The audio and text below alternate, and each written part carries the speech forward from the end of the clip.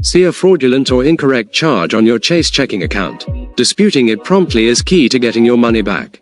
Welcome back to Guide with Samuel. Log into your online account or app. Find the transaction in question and click on it. Look for an option that says, Dispute Transaction, or Report Problem. You'll be guided to select a reason.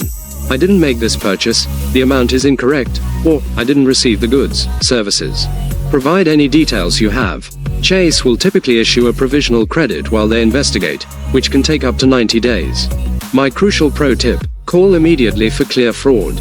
If your card was stolen or you see multiple fraudulent charges, call Chase right away using the number on the back of your card or in the app. Don't just file an online dispute. A live agent can cancel your card immediately and start the fraud process faster. Protect your money and your account security with swift action. How responsive has your bank been when you've reported fraud? For more essential security guides, hit subscribe. Thanks for watching. I'm Samuel, and I'll see you next time.